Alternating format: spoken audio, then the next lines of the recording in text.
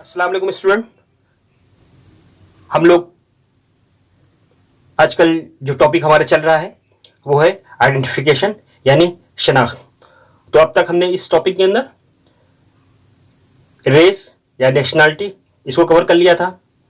उसके अलावा दूसरा तो था रिलीजन यानी कि इसके मज़हब कि कैसे मालूम किया जा सकता है ना, मज़हब के ज़रिए से, या रेस किसी का है तो उसको क्या क्या क्राइटेरिया है उस पर हम लोग डिस्कशन कर चुके हैं, है ना, कि वो इंसान जो है जिसकी लाश मिली है, चाहे वो है ना किसी भी हालत में हुई हो, तो इन चीज़ों जरिए से मालूम किया जाता है कि वो किस जगह का रहने वाला था, उसका नस्ल क्या थी, या वो किस मज़हब का था।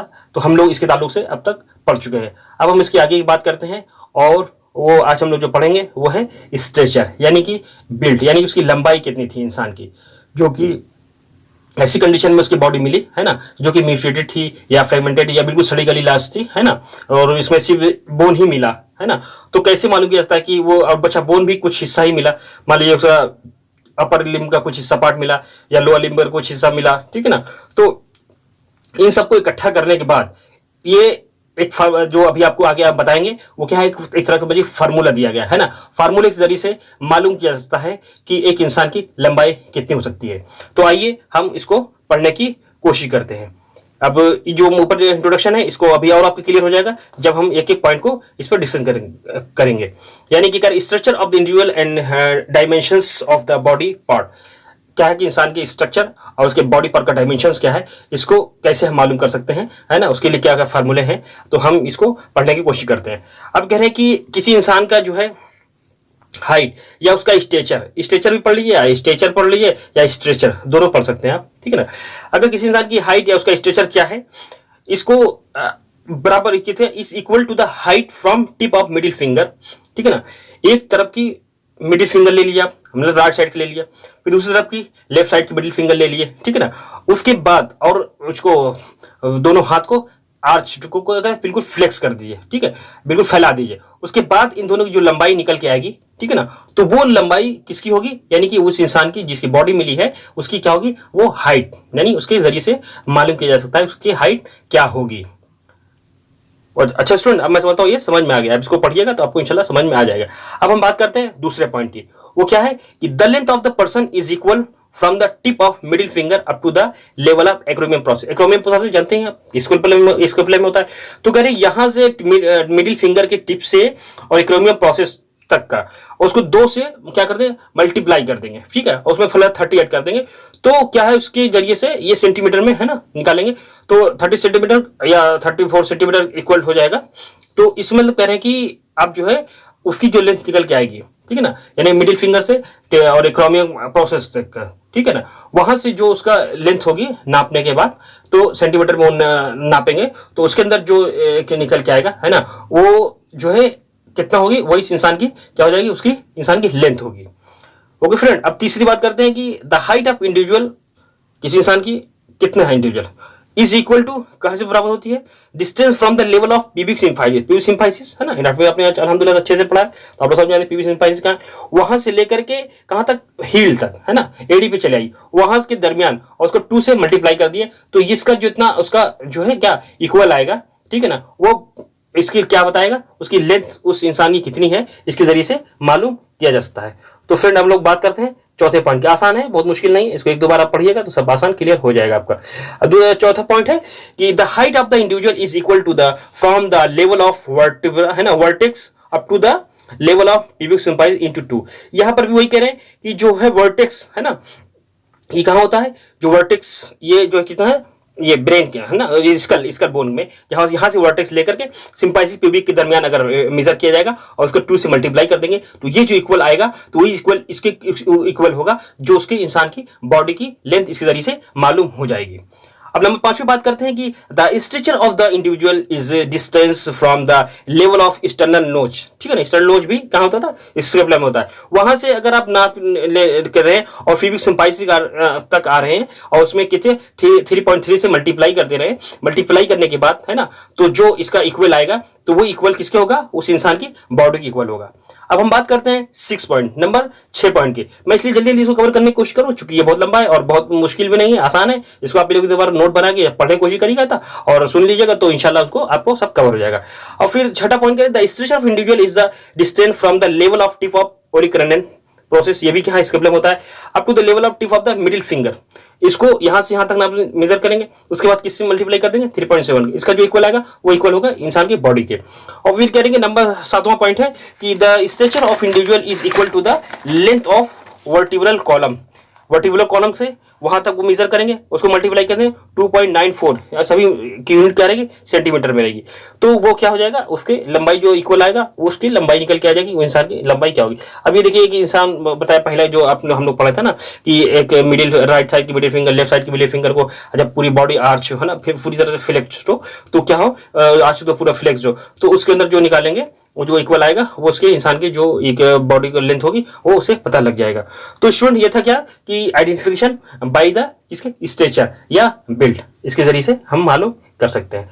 अब नेक्स्ट हम लोग बात करते हैं identification of height and weight in children. बच्चों की बात कर रहे हैं कि हाइट और वेट के जरिए से हम किसी बच्चे की है ना उसका क्या मालूम कर सकते हैं कि उसकी एज है ना कितनी हो सकती है। इसी को एंथ्रोपोमेट्री कहते हैं है ना, जिसमें से हाइट वेट के जरिए से उसका एज मेजर किया जाए, उसके जरिए से मालूम किया जाए, उसको एंथ्रोपोमेट्री भी कहते हैं। अब देखिए कि द बर्थ टाइम जब बच्चा पैदा होता है उस वक्त उसका जो हाइट होती है वो कितनी होती है, 45 से 50 सेंटीमीटर होती है। और कह रहे हैं कि 6 महीने गुजरने के बाद हाइट क्या होती है, फिर बढ़ती है उसकी कितना 60 सेंटीमीटर। और फिर कह रहे हैं कि 1 साल बाद height full term nearly child will be the about 68 centimetre. ये कब होता है, जब 1 साल का हो जाता है तो 68 सेंटीमीटर का हो जाता है। और फिर कह रहे हैं कि जब बेबी का लेंथ डबल हो जाती है, कब द 90 से 100 centimetre by the end of the 4th year, जब वो 4 साल का अराउंड हो जाता है तो ठीक है, तो उसकी जो भी उस वक्त लेंथ होगी और 4 है ना, तो वो क्या जस्ट डबल हो जाती है। तो नियर अबाउट कितना हो जाती है रेंज, 90 से 100 सेंटीमीटर तक वो उसकी हाइट हो जाती है, ठीक है ना, या कहिए कि उसकी लेंथ हो जाती है बच्चे की है ना 4th ईयर के गुजरने के बाद। अब वेट के जरिए से क्या मालूम, अभी तो हमने हाइट के बारे में मालूम कर लिया है ना, बच्चे की हाइट कितनी होती है। अब वेट मालूम कर लेते हैं कि वेट के जरिए कैसे मालूम करेंगे कि पहले तो नॉर्मल वेट जान लेते हैं कितना होता है कि the weight of full term कितना होता है बेबी का 2.5 से 3 kg है नहीं, 2.5 से 3 kg तक का वेट होता है बच्चे का। फिर कह रहे कि वेट क्या बढ़ता रहता है, किसकी रेशियो से, पर मंथ, हर महीने में क्या है आधा kg उसके बच्चे का वेट बढ़ता रहता है। At about 6 months of age it double. करेगी जब 6 महीने का बच्चा होता है तो उसका जितना एज रहेगा है ना, अगर 4 साल का, अगर 4 kg का है या 5 kg का है तो 6 महीने गुजरने के बाद वो 10 kg का जस्ट डबल हो जाएगा, ठीक है ना स्टूडेंट। तो अब उसके बाद फिर जब एंड ऑफ द 1 ईयर, अब 1 साल गुजर जाएगा तो वो ट्रिपल है नहीं 3 से मल्टीप्लाई कर देंगे तो उसके बाद जो उसका एज निकल के आ जाएगा ना, उसका वेट कितना है, ठीक है ना, 1 साल गुजरने के बाद।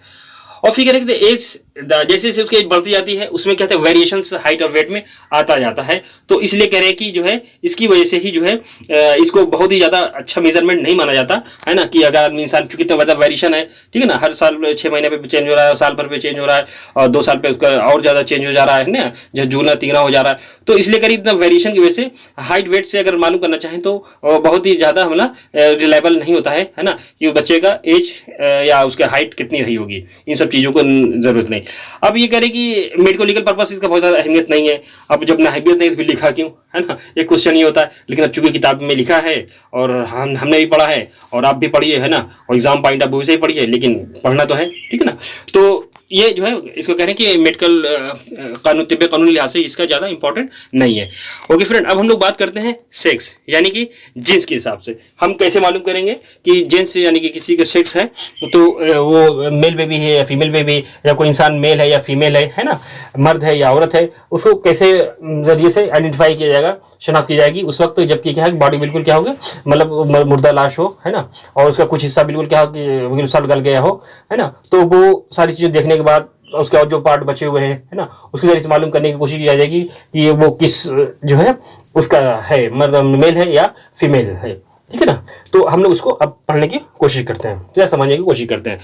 कह रहे कि ये इसकी ज़रूरत कहाँ पड़ती है, अब इसकी ज़रूरत हम इसके अलावा मैंने आपके लिए एक ये रख रखा है, ठीक है ना, ये पीडीएफ इसको भी मैंने ऐड किया है।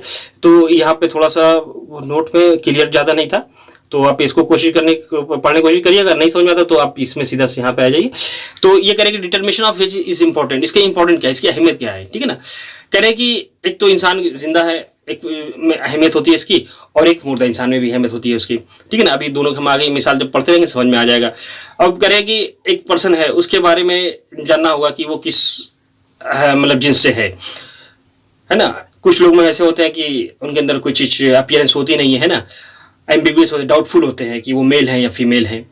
कुछ के अंदर होता है कंसील्ड होता है, छुपा ही होता है बिल्कुल, और उन्हें बिल्कुल मालूम होता है ना।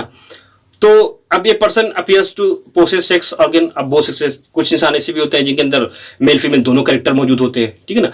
और फिर कह रहे हैं कि ये जरूरत कहाँ पड़ती है, खास तौर से सिविल राइट्स में, है ना। ऐसी जगह पर जहाँ पर सिविल के राइट्स हो, है ना, डिस्प्यूट का मामला हो कि जो है ये खास तौर से, अगर जाहिर बात है कि जैसे हम लोग मालूम है कि अगर मेल है तो उसका डिस्प्यूट में अलग हिस्सा मिलता है, फीमेल है तो उसको अलग उसके हिसाब से कानून नियम है, ठीक है ना।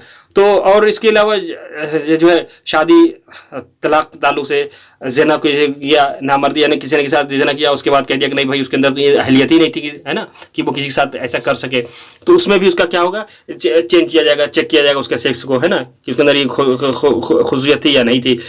और इसके हिसाब से कह रहे हैं कि या बहुत सारे आपने सुना होगा केसेस जो आज समाज में मिलते हैं कि भाई उनका तलाक हो गया, क्यों कि वो मतलब जो है ना, उनका जो नॉर्मल एक्टिविटी है वो अपना अंजाम नहीं दे पाते हैं, ठीक है ना।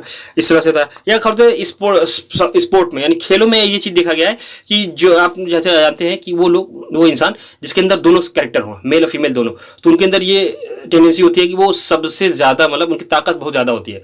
हाँ, हालांकि उनके अंदर वो कहते हैं हिम्मत नहीं होती, लेकिन कुव्वत बहुत ज़्यादा होती है। तो वैसे लोग जो कि है तो दोनों के अंदर, ठीक है ना, लेकिन वो दौड़ में कहाँ पे चले गए, ऐसी दौड़ में चले गए, मान लीजिए उसके अंदर कैरेक्टर जो है मेल का ज़्यादा है, ठीक है ना, और वो फीमेल का कम है, लेकिन उसने अपने आप को शो क्या किया कि मैं फीमेल हूँ, तब वो फीमेल की रेसिंग में दौड़ने गई, है ना, उसने पार्ट लिया। तो जाहिर बात है कि वो चूंकि उसके अंदर जेंट्स का कैरेक्टर है तो उनके बॉडी थोड़ा ज़्यादा मजबूत होती है ना, बिल मुकाबिल फीमेल की, तो वो जाहिर बात है वो क्या होगा, खेल वगैरह में मैराथन जो भी होगा उसमें क्या वो आगे रहेगी।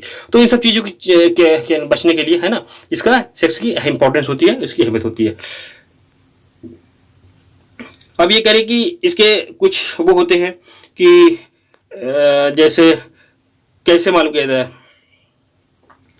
इसके 3 तरह का होते हैं। The advance of sex is divided into 3 part में डिवाइड किया गया है। नंबर 1 पहले क्या है, देखिए मोस्ट सर्टेन, ठीक है ना। मोस्ट सर्टेन में जैसे मालूम किया गया, अब कोई भी फीमेल है तो उसके लिए जाहिर सी बात उसका ब्रेस्ट का डेवलपमेंट होना और उसके अंदर वरी का होना, है ना, उसके हेयर्स के लॉन्ग होने, ये सब क्या है वो सर्टेन है कि हाँ ये फीमेल ही है। अब मेल है जाहिर सी बात उसको टेस्टिक होना और उसके सीने पे हेयर होना और उसके बाल छोटे होना, ठीक है ना। अब ये सब क्या चीज़ मेल की एक है।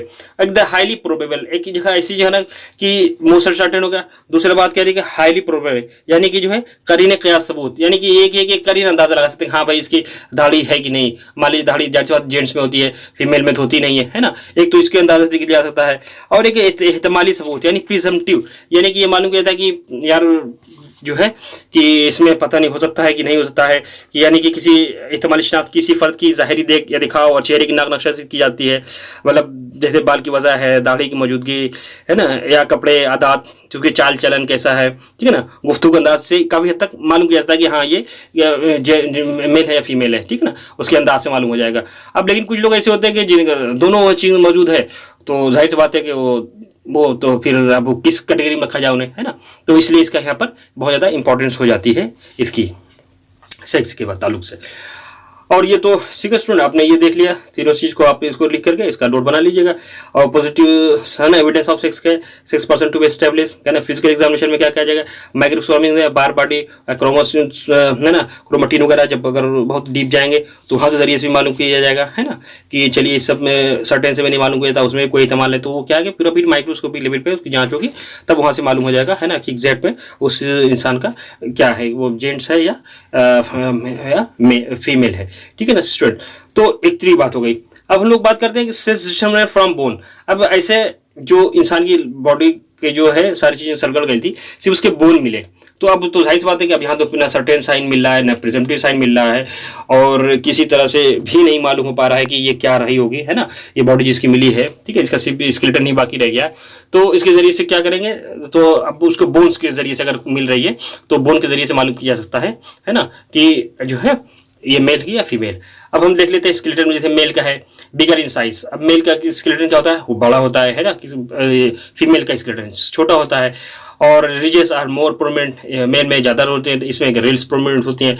और शेफ्ट ऑफ लॉन्ग बोन की शेफ्ट की अगर चेक किया जाएगा तो जेंट्स की क्या होती है, रफ होती है, उसकी स्मूथ होती है। अभी क्या है, ये सब चीज़ें क्या है, बाइक को नेचर यानी कुदरत तरफ अदा की गई है, ठीक है ना, दोनों को एक दूसरे का अपने अपनी खुसूसियात के तौर पे। अब सेक्शन फ्रॉम स्कल के जरिए से मालूम किया जाएगा कि intracranial cavity is bigger in size, इनका ज़्यादा होता है, और intracranial cavity is small in size. लेकिन आप आज देखिए, ठीक है, बाई नेचर अगर हम देखेंगे, ठीक है, बॉडी का जो स्केलेटन है उसमें मान लीजिए कि हाँ इंट्राक्रैनियल जो कैविटी है उनकी बड़े जेंट्स की ज़्यादा हो, लेकिन आज के फीमेल देख लीजिए वो हर मैदान में आगे हैं, है ना। तो इससे कोई मैटर नहीं करता, है ना, आदमी की अपनी सोच होती है और उसको कितना आगे जाना है, अपना आदमी एक अपने एम मकसद बनाता है, उसके हिसाब से क्या करता है, वो अपनी लाइफ को आगे बढ़ाता है। तो अब ग्लेबुला इज मोर प्रोमिनेंट, इसमें ग्लेबुला, मैं समझता हूँ कि ये सब चीज़ें जो है आप चूंकि एनाटॉमी अच्छे से पढ़े हुए हैं तो सब आसानी से आपको समझ में आ जाएगा। इसको बस आप लोग पढ़ लीजिएगा, इसका नोट बना लीजिएगा, है ना, क्या क्या एग्जाम में जितना भी आपको याद आ जाए उतना लिख दीजिएगा, है ना। और नहीं याद आता है तो नहीं याद है तो फिर जो आपका जो याद आ जाता है वही लिख दीजिएगा, है ना। अब सेक्स डिटरमिनेशन फ्रॉम थोरैक्स जरिए कैसे मालूम करेंगे। अब जैसे मेल का थोरैक्स क्या होता है, इसका लॉन्गर इन साइज होता है, इसका स्मॉलर इन साइज होता है, और इनका शेप में नैरो होता है, इनका वाइडर इन शेप होता है, ठीक है ना। और standard more than twice the length of the manubrium, और इनका लेस देन, जस्ट का एक अपोजिट, अगर एक के ज़्यादा हो रहा है तो एक का कम हो रहा है, एक का कम हो रहा है एक का ज़्यादा हो रहा है। तो इसको भी आप लोग जो है पढ़ लीजिएगा, हमारे ख्याल से इंशाल्लाह इसमें कुछ प्रॉब्लम की बात नहीं है। और तो फिर स्टूडेंट मैं समझता हूँ इसको सब चीज़ आप पढ़ने के बाद आपको इसमें सेक्स फ्रॉम द पेल्विस का बहुत ज़्यादा इंपॉर्टेंट है, इसलिए मैं इसको पढ़ने की कोशिश करते हैं कि पेल्विस इज मोर मैसिव, है ना, और लेस मैसिव। इसमें कहते हैं मैसिव मतलब जो है उसका मतलब ये नहीं कि इनमें होती है ना, होती है मैसिव, यानी मजबूत वो देखा जाएगा कि जो बनावट होती है ना वो थोड़ा बहुत ही है ना हैवी किसमें होती है, इसमें होती है मेल में, इसमें लेस मैसिव होती है। और कहते हैं इंसेट इज डीप एंड नैरो, इसमें जबकि इसमें शैलो और वाइडर होता है ना फीमेल में। Greater sciatic notch deep and narrow, जबकि शैलो एंड वाइडर होता है, ठीक है ना। तो इसियल ट्यूबरोसिटी इज इन्वर्टेड, इनके अंदर इन्वर्टेड होती है। और pubic symphysis at higher level, pubic symphysis lower level पे होती है। तो इनका साइज, और फिर सेक्स, अब नीचे बात करते हैं sex determination from the female के जरिए से कैसे मालूम करेंगे ये मेल क्या है फीमेल के। Head is long, in male के अंदर उसका हेड जो फीमेल का जो होता है वो लॉन्ग होता है, फीमेल के अंदर उसका कम होता है, ठीक है। तो और इसके अलावा नेक ऑफ फीमेल है ना, ये डबल होता है, इसका शाफ्ट एंगल, और इसमें जो है राइट एंगल इस जो मिलता है फॉर्मल होता है। और टीबियल इंडेक्स इस बिलो, है ना, 75 समथिंग होता है, इनका एबव इससे होता है। तो ये था स्टूडेंट, है ना, अब तक जो हम लोगों ने पढ़ा, क्या कहते हैं सेक्स डिटरमिनेशन के ताल्लुक से पढ़ लिया, है ना, कि क्या क्या है। तो आपको जो याद आ जाए उस वक्त तो वही लिख दीजिएगा, कि अगर थोरैक्स याद आ जाता है तो थोरैक्स लिख दीजिएगा, सेक्स डिटरमिनेशन अगर जो है फिर आता है कि इसके स्कल के जरिए से याद आ जाता है तो स्कल लिख दीजिएगा, नहीं तो पेल्विस तो खैर रहता ही है मोस्टली, है ना, तो उसको आप लिख लीजिएगा, या नहीं तो फिर फीमर है या थोरैक्स है, इसके अकॉर्डिंग, है ना, सबको आप ये लिखते जाइएगा, कोई इसमें प्रॉब्लम मैं समझता हूँ नहीं है।